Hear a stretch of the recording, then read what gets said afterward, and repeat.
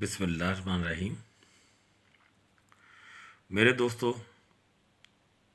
مجھے آج ایک بہت پہلے پڑھی ہوئی حکایت شیخ سعدی رحمۃ اللہ علیہ سے یہ حکایت یاد آ گئی ہے کہ کسی مرید کو جی چرایا کہ وہ جن قابو کرو۔ مرشد کامل کے پاس گیا اور کہا کہ حضرت ہمیں وظیفہ بتائیے کہ ہم جن پکڑیں گے، جن قابو کریں گے، اس سے کام لیں گے۔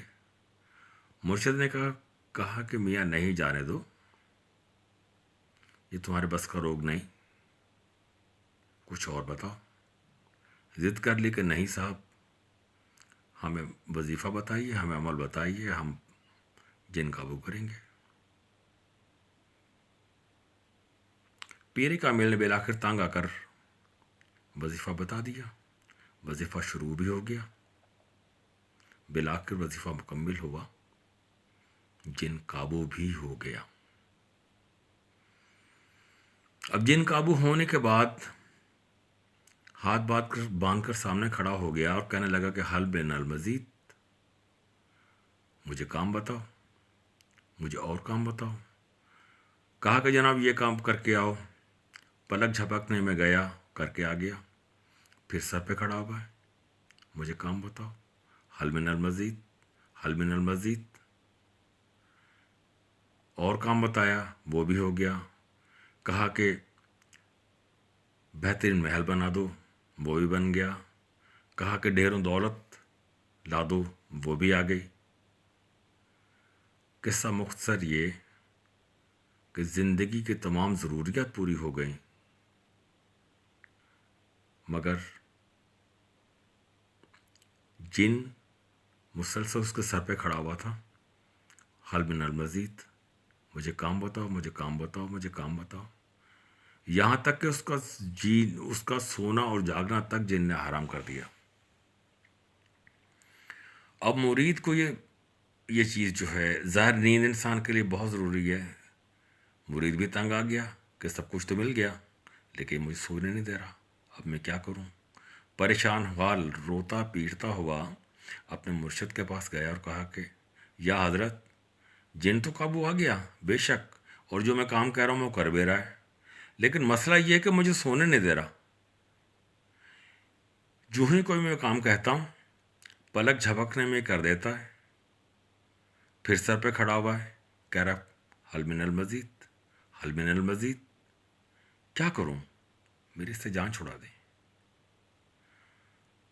تو مرشد نے ہنس کر فرمایا کہ جب تم نے اسے قابو کیا تھا تو کیا اسے وعدہ لیا تھا کہ میں جب بھی تمہیں بلاؤں تم تب آؤ گے؟ کہا یا حضرت نہیں۔ تو مسکرا کر کہا تم یہاں بھگتو۔ مرید نے پیر پکڑ لیا اور کہا کہ میں بہت تنگ ہوں، یا حضرت میری جان چھڑائیے، مجھے جن نہیں چاہیے۔ پیر صاحب نے کہا کہ میاں یہ تو ممکن نہیں، جو قابو ہو گیا سو ہو گیا۔ ہاں البتہ ایک تمہیں میں عمل بتایا دیتا ہوں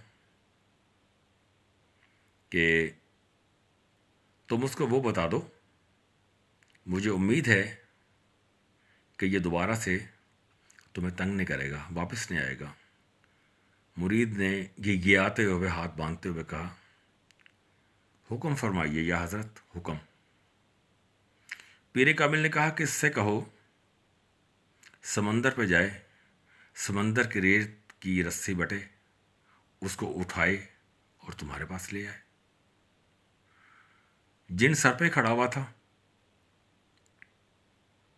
حل من المزید، اسی وقت مرید نے اس سے کہا کہ میاں جاؤ، سمندر پر ریت کی جو ہے رسی بٹو، اس کو اٹھاؤ اور میرے پاس لے آؤ۔